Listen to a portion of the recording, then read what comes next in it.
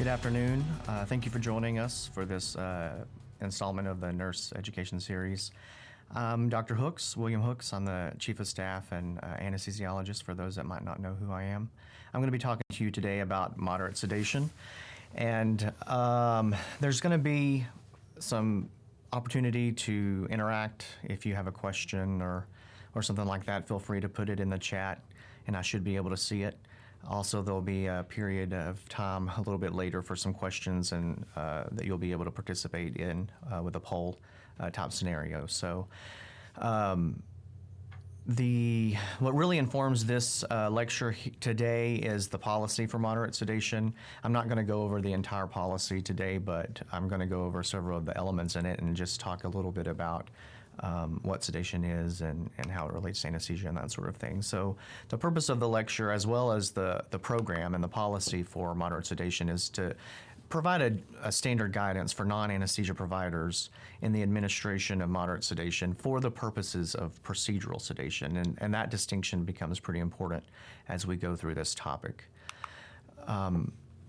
for the reasons listed here. So the policy for moderate sedation does not apply to emergency situations, certain emergent situations, like the actively seizing patient who might require IV medication to break a seizure, or even a post-op patient who might require some of the medications that we're going to talk about for the treatment of their condition.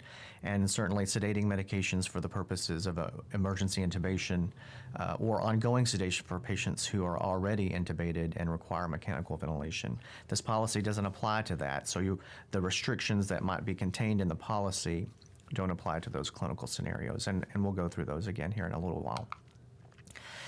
A couple of points about the policy is that physicians who have privileges to do procedures, to perform procedures that routinely would require sedation or sedative administration will be required to obtain privileges for moderate sedation. Those are typically supplemental privileges that they apply for and are granted through the credentialing committee process. And those non-physicians who might serve as monitor or administer the medications that are ordered for sedation also have to be certified to do so. Sedation can come in the form of IV medication, PO, IM, PR medications. We'll kind of go over some of those. They can be administered by a licensed physician, a registered nurse, allied health practitioners, nurse practitioners, PAs, that sort of thing. And another important point that the policy would point out is that a medical history and physical examination is required to be completed by the physician prior to administering moderate sedation medications. So in anesthesia, when we talk about sedation and the varying levels of anesthesia, there's a gradient that we think about. And the lightest of that gradient is minimal sedation or anxiolysis. This is a drug-induced state where the patient will respond normally to verbal commands. You're not giving them medication that puts them all the way out and makes them unresponsive. They will respond normally, typically to verbal commands, and not require any type of tactile stimulation. Cognitive function and coordination may be impaired, but their ventilatory processes, their circulatory systems are all functional and typically unaffected with minimal sedation.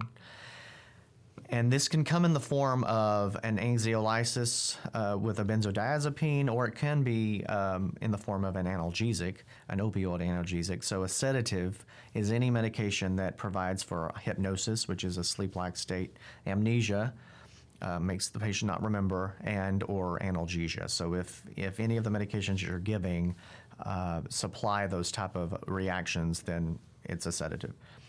And minimal sedation or anxiolysis can be provided by obviously anesthesia providers who are privileged at the hospital, as well as physicians on staff. Any physician on staff could order this type of medication for minimal sedation.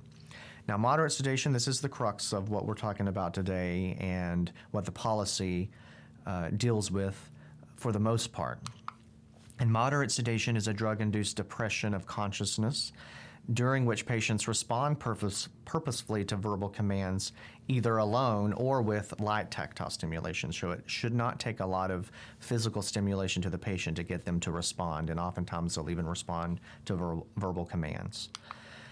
No interventions are typically required to maintain a patent airway, and spontaneous ventilation is generally adequate during this time.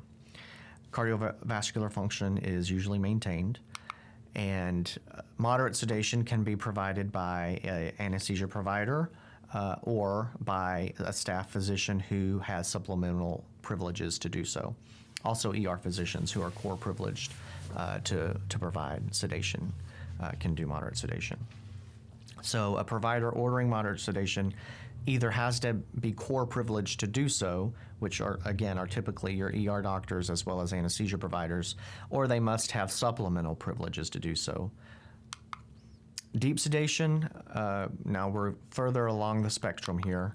So deep sedation is a drug-induced depression of consciousness during which patients cannot be easily aroused, but they do respond purposefully following repeated or painful stimulation.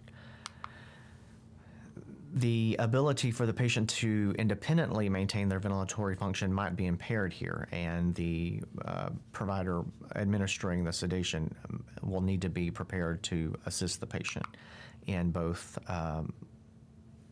ventilation as well as maintaining a patent airway. So you might need a bag valve mask or some other method of providing positive pressure ventilation at times with deep sedation. So that is why deep sedation is allowed by anesthesia. It's not something that is within the scope of a moderate sedation type of case. And when it can sometimes be referred to as monitored anesthesia care, or MAC. Anytime anesthesia gets involved in sedation, that's technically a MAC, or monitored anesthesia care. But when we do it, we're typically along this spectrum of deep sedation versus moderate sedation. So deep sedation can only be provided by a physician or a CRNA that's privileged here for anesthesia administration. And then anesthesia is the ultimate on the spectrum of the sedation spectrum. And what we're talking about with anesthesia, obviously, is general anesthesia, where the patient's completely asleep, or neuraxial anesthesia, so that's epidurals or spinals, or major regional anesthesia, those are your peripheral nerve blocks. Local anesthesia is not really included. That's typically allowed by any provider. They can localize the skin, do a digit block, that type of stuff. That's not what we're talking about here. We're talking about the major peripheral nerve blocks, spinals, epidurals, general anesthesia. So general anesthesia is a drug-induced loss of consciousness during which patients are unable to be aroused even by painful stimuli, which is a good thing because surgery hurts and we don't want the patients moving during that process. And so that's why they're under general anesthesia. The patient's ability to independently maintain their airway or ventilatory function is often impaired, so oftentimes they're intubated or have an LMA and we're breathing for them. And again, here patients often require assistance and require positive pressure ventilation, either because they have a depressed respiratory drive from the anesthesia or because they've received a paralytic to facilitate either intubation or the surgery or whatnot. Cardiovascular function is typically maintained even with general anesthesia, but it sometimes can be impaired, and so that's why our specialty exists. And obviously here it goes without saying that anesthesia can only be provided by an anesthesia provider, so an anesthesiologist or a CRNA. So when we are assessing patients prior to an anesthetic and even sedation, and this is included in the policy, we talk about the ASA physical status classification. And ASA stands for American Society of Anesthesiologists. And there is a spectrum of classifications that we categorize patients by. And your ASA 1 is your typical normal, healthy patient with no systemic disease. ASA2 patients will have mild systemic disease, so mild diabetes, hypertension that's controlled, hyperlipidemia, anemia, obesity. If you're obese, then that automatically puts you in the ASA2 category. But there's no limitation to their activity, and they're not incapacitated by their systemic disease. Those are the ASA2s. ASA3 patients have severe systemic disease that limits their activity somewhat, but it's not incapacitating. So patients with angina, COPD, coronary artery disease, or a prior MI, those patients are your ASA3s. We have a lot of those in this region. ASA4s have severe systemic disease that's a constant threat to their life or is otherwise incapacitating to them in some way. So heart failure, renal failure, acute coronary syndrome are some examples for ASA4. ASA5 is the moribund patient. These are patients that are not expected to survive without the procedure. They may not survive with the procedure. They're critically ill. And there's some examples there: ruptured aneurysm, head trauma with increased ICP and that sort of thing. Your ASA6 are your declared brain dead patients who are going to the OR for organ harvesting for donation purposes. Any of these categories can be modified with the modifier of E, which denotes emergency, which might often be the case in the emergency room if patient's there and going to receive moderate sedation. So I would draw your attention to that when you're classifying the patients in the ED specifically. So location, location, location. Where can or where does moderate sedation typically occur in the hospital? So we have these locations. We do provide moderate sedation sometimes in the OR. We do have nurse administered sedation for certain cases in the OR. But moderate sedation is often provided in the cath lab and special procedures. It should be provided in the emergency department routinely. It is already routinely provided in the GI lab or the outpatient procedures department where we do pain procedures. It can be provided in the ICU, on labor and delivery, and then other radiology locations. These are the typical locations in a hospital where you would find moderate sedation being administered. So who may order moderate sedation? So the practitioner, when we look at the policy, there are certain definitions within it between practitioner and monitor and whatnot. The practitioner is the person who is actually performing the procedure that is requiring the sedation.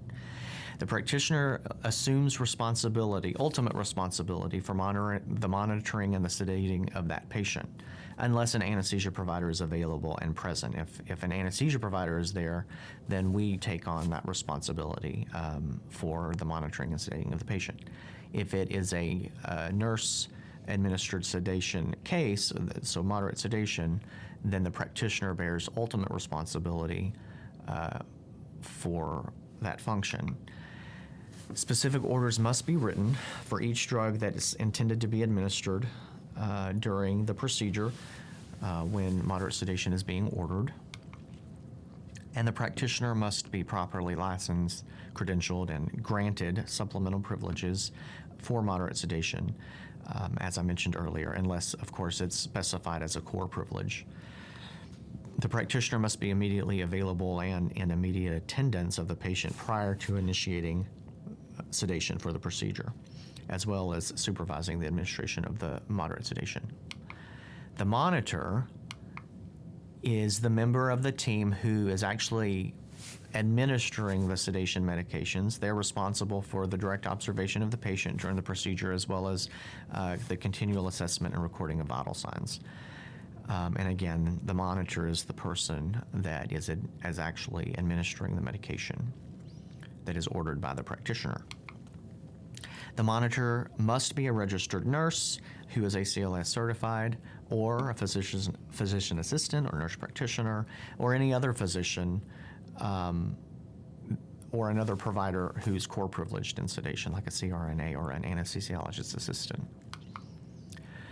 The monitor must have expertise in the use of the equipment that they're using to monitor the patient, as well as have the ability to recognize and respond to a patient in distress under the supervision of the attending physician.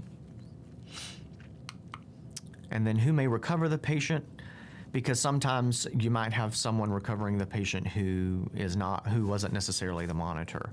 Sometimes it is the monitor. May not necessarily be the same person every time, though. So the post-procedure recovery phase begins when the procedure ends and there's no further need for sedating medications to be administered. So at that point, you're in the post-procedure recovery, and any nurse, registered nurse who is ACLS certified, can recover the patient. You don't necessarily have to have gone through the moderate sedation course and have supplemental privileges in it to be able to recover a patient. You have to be a registered nurse who is ACLS certified to recover the patient. So there's a little bit more leniency with who can be involved at that point. And again, the nurse who's serving as monitor may or may not be the person who would be recovering the patient, depending on the departmental flow and volume at the time, that sort of thing. So what do you need to have to be able to do a moderate sedation case?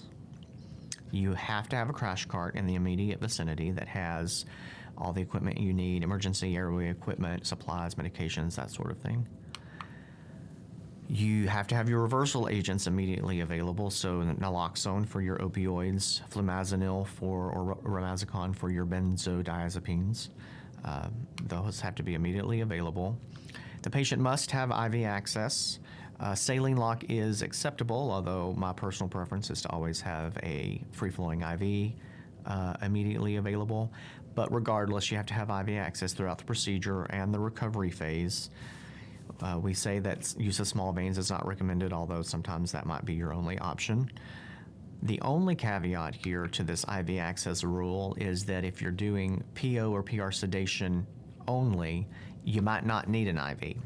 And I say that's a caveat because if you are administering medications orally or rectally, you're typically only doing that with one class of medication. So you may not really be broaching the actual moderate sedation category. You might be more in the light sedation or anxiolysis category. And if that's the case, then an IV might not be necessary. But if you're doing moderate sedation, then an IV is going to be necessary. Supplemental oxygen is strongly advised, and it's best practice to just put it on the patient regardless, but certainly it's mandatory if the SpO2 is less than 94% on room air. IV medications should always be titrated to effect. It's generally not a good idea to just push the medications that are ordered at their max doses, because you never know how the patient's going to react, or and we'll talk about that with some of the medications coming forward. So it's best practice to titrate your medications to effect and only give what you need, incrementally, that is. And then just a little caveat for pediatric populations, the folks that are working with those kids and providing sedation really need to have PALS or ENPC or NRP, depending on the age of the patient and the situation. All right, let's talk a little bit about NPO status, because this could potentially get some folks into trouble if it's not addressed. And it's important to note that the provider that's ordering the moderate sedation and doing the procedure is the one that's responsible for confirming the NPO status of the patient. Generally speaking, the guidelines are the patient needs to be NPO for 2 hours for clear fluids, if that was their only intake or last intake, and 6 hours for solids. Now, there's a lot of this is also on a spectrum, depending on what the solid was, fat content and that sort of thing. Sometimes it might be more appropriate for 8 hours. If the fluid is not clear, maybe it might be appropriate for 4 hours. But those are things that need to be assessed at the time. But just the general rule of thumb, so to speak, is 2 hours for fluids, 6 hours for solids. Now, this doesn't guarantee that you're not at risk for aspiration of gastric contents, because gastric emptying can be delayed or otherwise modified by various physiologic conditions like anxiety, fear, pain, pregnancy, abnormal autonomic function because of diabetes, mechanical obstruction. So even though a patient might technically meet NPO guidelines, it doesn't guarantee that there's complete gastric emptying if some of these other conditions have been involved with the patient. So the practitioner really needs to do this assessment and then make the determination whether or not the procedure is emergent enough that it needs to proceed if the patient doesn't meet the proper NPO status. So if the procedure is emergent, they have the discretion to bypass NPO status if they feel the risks of delaying the procedure outweigh the risks of a potential aspiration event. So what medications can you give for moderate sedation? This is taken from the policy, and these are the medications. You've got your benzodiazepines, which are the top three, the Versed, Valium, and Ativan. And then you have opioids, Demerol, Morphine, and Fentanyl are the ones typically used. And then ketamine is on there too. Now, this was relatively new for Titus in 2018. Previously, ketamine was not approved for moderate sedation in the old policy, but it was updated in 2018, and ketamine is approved for moderate sedation. But, there are some things that need to be discussed when considering the use of ketamine, and we'll get into that here in a minute. But again, ketamine can only be used under the direct supervision of core privileged emergency physicians and anesthesia providers. What can you not give? So these are relatively unchanged within the policy. You cannot give propofol for moderate sedation. Now, bear in mind what I said at the beginning of the presentation. If propofol is ordered for breaking a seizure or for an emergency intubation, that's not moderate sedation. You can administer that as ordered for the purposes of emergency intubation, or even for further sedating a patient who's already intubated and requiring mechanical ventilation. So it's important to note that propofol can be given by a nurse under those conditions, but not for moderate sedation for a procedure. Etomidate is another general IV anesthetic. It cannot be administered by a nurse for the purposes of moderate sedation, and I would strongly urge a physician, anesthesia, ER, or otherwise, to not administer it for sedation, because etomidate is colloquially known as vomitate and will make the patient vomit, most likely. It's a nauseating medication when used for sedation. Theoretically, it's a good sedating medication because it typically will keep the patient breathing and not suppress the respiratory drive. However, again, it typically will make patients throw up, and that has its own set of issues to deal with. So I would not recommend its routine use as a sedative for patients. And again, for the purposes of moderate sedation, you would not be able to give it anyway. Methotrexate is a barbiturate. It is still available, although it's not readily available. I don't believe that we have it here. But again, it's one of those that would fall into the class that cannot be given for procedural sedation, for moderate sedation. Sodium thiopental or pentothal is another barbiturate. It was the propofol of the 80s and 90s. It's no longer commercially available readily anyway in the United States, so it's not something that you'd probably even be tempted to use, but it's also on the list that you would not be able to use for moderate sedation. Any paralyzing agent is not acceptable for moderate sedation, period.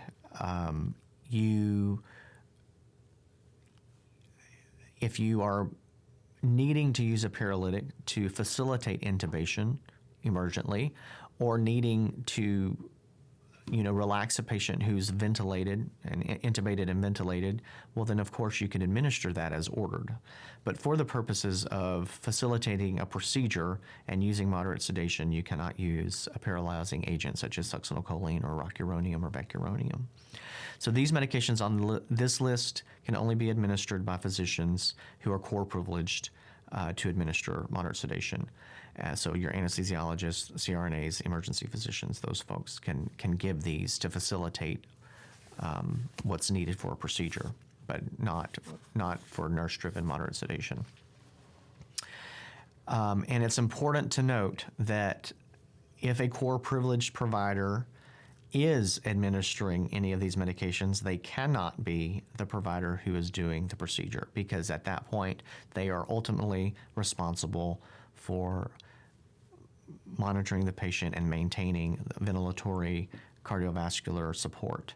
So they can't be the one performing the procedure. We'll go briefly into the different classes of the medications, dive a little bit deeper, but not too deep. But first, we'll talk about the opioids. Fentanyl, a lot of people are familiar with fentanyl. The typical dose for adults is 25 to 50 micrograms every 5 minutes.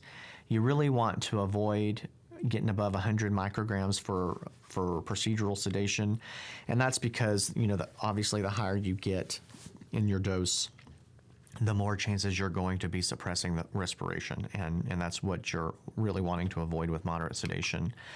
And so some precautions with fentanyl: you really need to consider reducing your dose in the elderly, the hypovolemic, high-risk patients, because you will typically see hypotension in those types of patients when you give fentanyl.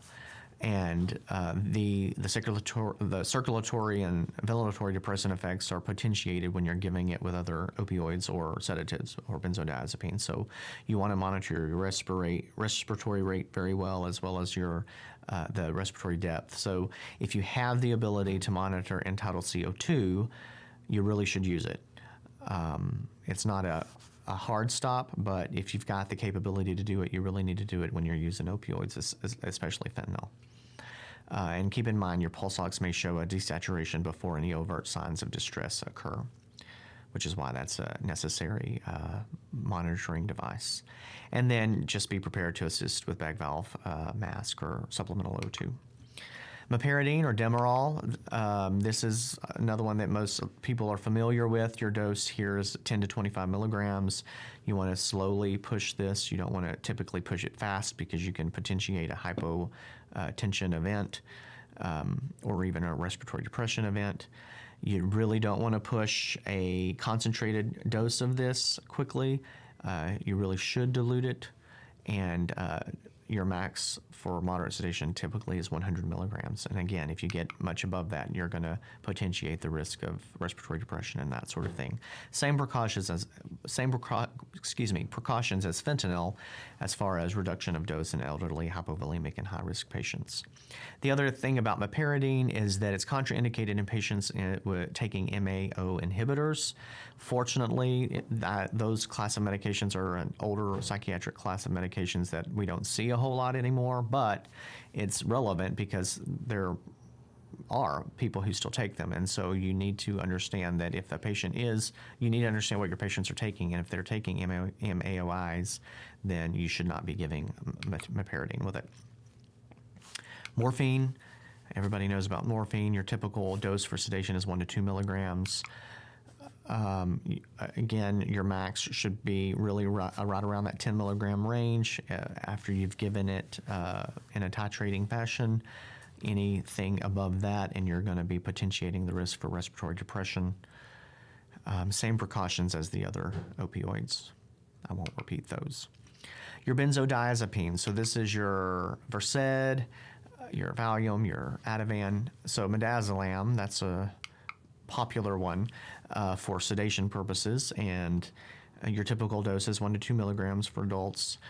Here, your max in an hour should be right around that 5 milligram range. Again, the more you give of this medication in conjunction with opioids, you're really pushing the threshold for having a respiratory depression event that you're going to have to intervene on. So the general guideline there is a 5 milligram in 1 hour max. Same precautions as the opioids with reduction of your doses. And another note here is that patients with COPD tend to be extra sensitive to the respiratory depressant effect of midazolam. We don't typically use benzodiazepines in pregnancy because of the potential interruption of the neurological development. Now, while that typically is only a risk within the first trimester, you don't always know exactly the dates of the pregnancy. So as a general rule of thumb, we try not to use any benzos during pregnancy. Lorazepam or Ativan is another one that can be used for moderate sedation. Typically, it's a 2 milligram dose, and that oftentimes you don't really need much more than that. You want to titrate it slowly, and you do not want to give it rapidly, certainly to kids, because you can have adverse hemodynamic effects from it. It will certainly potentiate the effects of the opioids that you're giving it in conjunction with, to include issues with hypotension, hypoxia, respiratory depression, and such. So you want to be mindful of that if you're using it in conjunction with opioids for moderate sedation, and again, consider reducing the dose in the elderly and the debilitated. And it's excreted renally, so you need to potentially reduce that dose as well in patients with compromised renal function. Diazepam or Valium, this is often given PO, but it can be given IV. If you give it IV, it's going to burn, and your patients are not going to like it, so you want to give it very slowly. If you're giving it in conjunction with narcotics, your limit is right around that 10 milligram range. If you're not using opioids, then you can bump it up to 20, but otherwise it'll have the same effect as the other benzodiazepines have when used with opioids, and the risk of respiratory depression and that sort of thing. So again, consider reducing your dose in elderly hypovolemic patients, or when using it with other sedative agents or opioids. All right, ketamine. So again, like I said before, ketamine is now approved for moderate sedation, but there are certain restrictions associated with ketamine that bear mentioning. So we'll talk about ketamine for a couple of minutes here. So what is it and how does it work? So ketamine produces a dissociative anesthesia. So what that means is when you give it, the patient may look like they're still awake. Their eyes may still be open. They'll probably be breathing on their own, because that's one of the beauty of ketamine, is that patients typically maintain ventilation, but they look like they're awake oftentimes, and their eyes may be open. So it doesn't knock them out in the traditional sense the way that propofol might or etomidate might. So they are dissociated, they're cognitively, I guess, from what's going on, and that's why it's called a dissociative anesthesia. They aren't typically responsive to verbal or other type of stimuli, although they look like they might be. Ketamine works by blocking NMDA receptors. It is a phencyclidine derivative, so that means it's similar in chemical makeup to PCP, although it's not quite as toxic as PCP. Ketamine can only be given by the monitor who has supplemental moderate sedation privileges and under the direct supervision of a physician or CRNA that has core privileges in moderate sedation.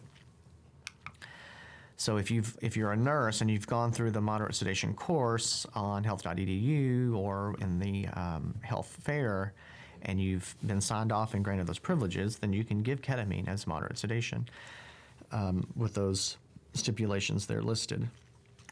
Now, the dosing of ketamine, the ones that are listed here are for sedation. Ketamine can be given for analgesia, and those doses are a little bit different, and the stipulations around its use aren't quite as strict as it is for moderate sedation. So these are moderate sedation doses here that's listed. You can give it IV and it's about 2 milligrams per kilogram max for a 60 to 90-minute range. Or you can give it IM. If you're giving it IM, you really need to use the concentrated dose because that's a whole lot of volume to push inside a muscle if you don't.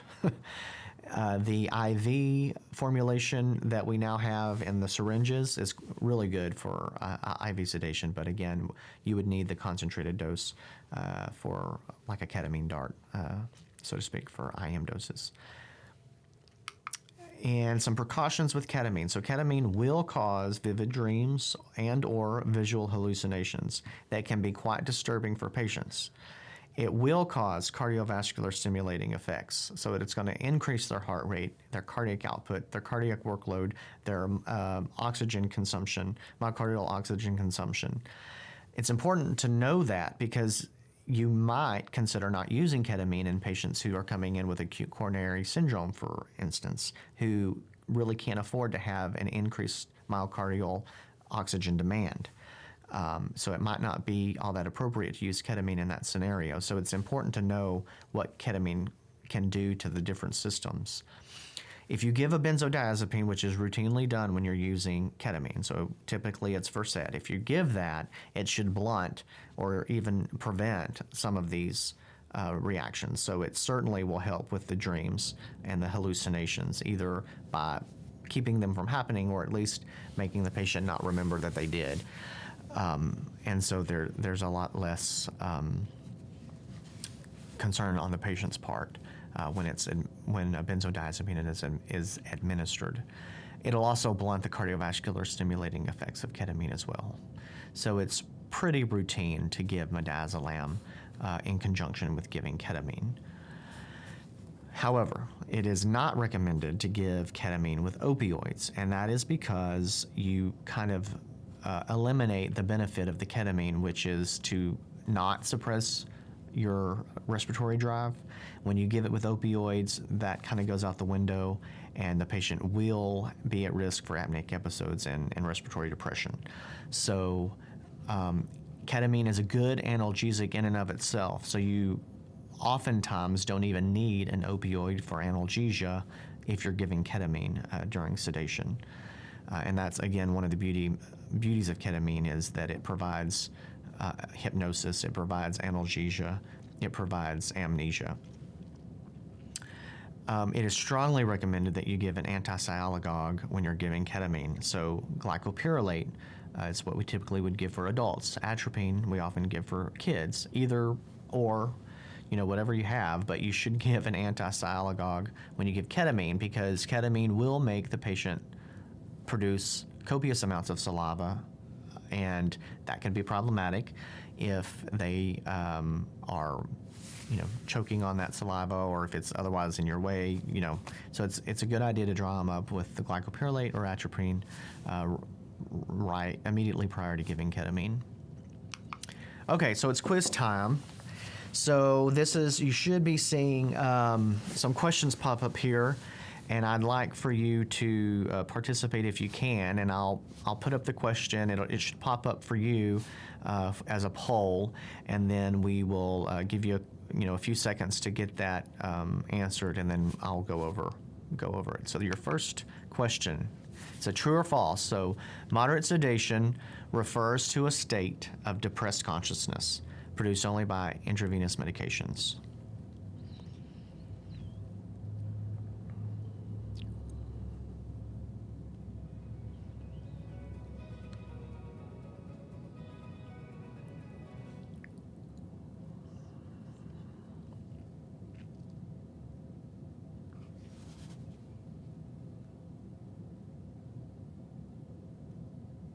All right.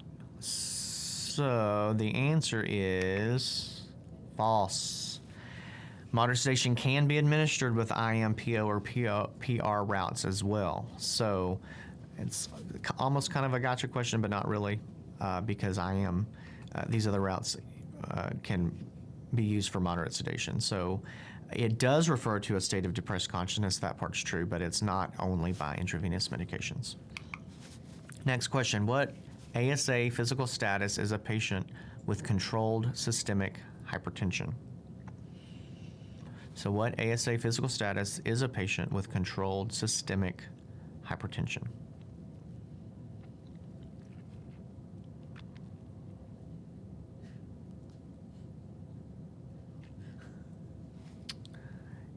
And the answer here is an ASA2.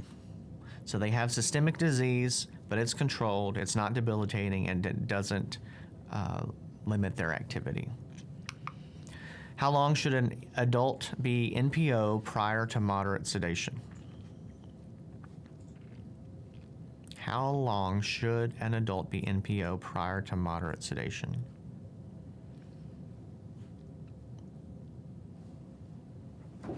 I think...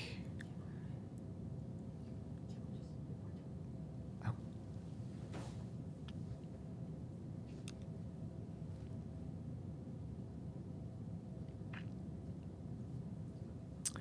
All right, if you said,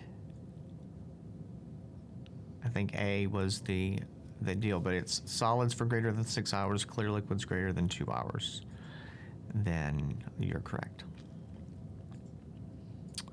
Next question, an immediate pre-procedure reassessment must be documented prior to beginning moderate sedation. I didn't discuss this particular issue in the presentation, but it is in the policy. So if you've read the policy, you're going to know if this is true or false.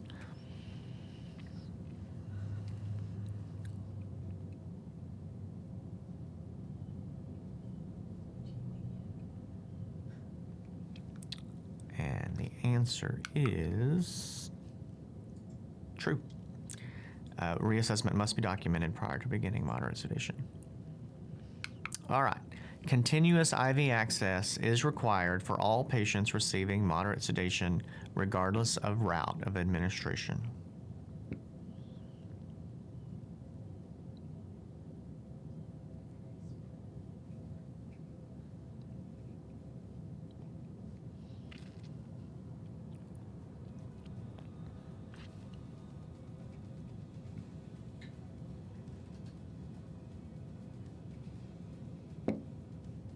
Okay, admittedly, this one is kind of a gotcha question. It's true. Remember I said, you're probably thinking, but you said PR and PO, you don't necessarily need an IV. That might be true, but if you're giving sedating medications orally or rectally, you're typically only doing that with one class of medication, which isn't technically moderate sedation. So if you are in the realm of moderate sedation, then IV access is required. True or false? A practitioner may use any agent for moderate sedation with which he or she is comfortable.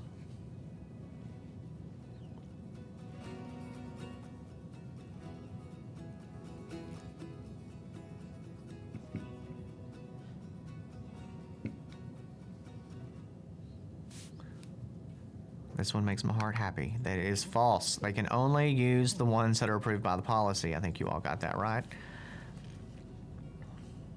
Okay, fentanyl is how many times more potent than morphine? This was not covered by me in this lecture. However, it is in the policy. So, no judgment if you get this one wrong. How many more times potent is fentanyl than morphine?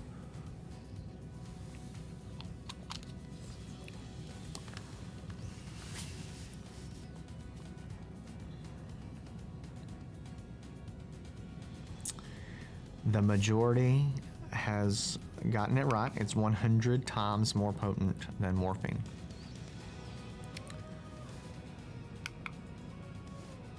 True or false? Morphine provides excellent sedation and amnesia.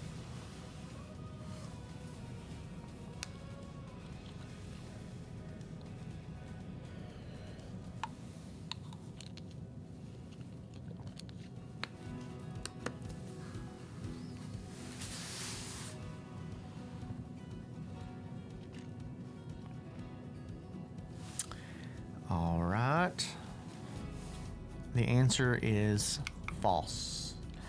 Morphine provides analgesia only. Morphine is an opioid, so it provides analgesia. Now, you might tell me, oh, but people get sleepy with morphine. That's true. Morphine is technically in the sedative class because one of the requirements to be a sedative, if you recall from the beginning, is to provide hypnosis, amnesia, and or analgesia. So while it is a sedative, it is an analgesic, and it might make people sleepy, but it doesn't provide excellent sedation, and it provides no amnesia. So that's why I'm working. This one is false. True or false? Naloxone lasts much longer than any narcotic that it antagonizes. Again, I didn't cover this in a lecture, but it's kind of a general knowledge question, and it also is covered in the policy.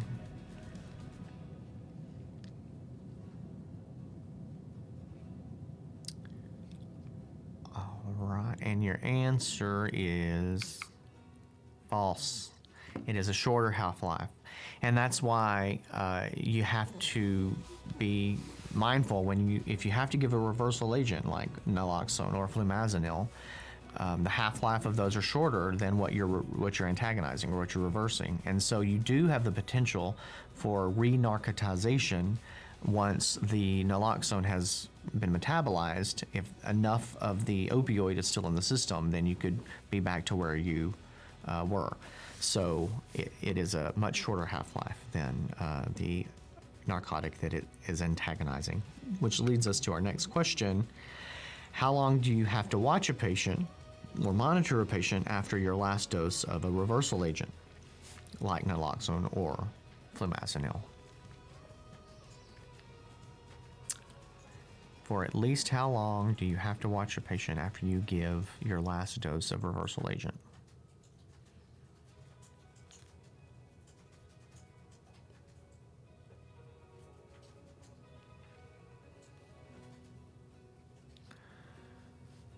It looks like we have an even split between a few answers here, but the correct answer is 30 minutes.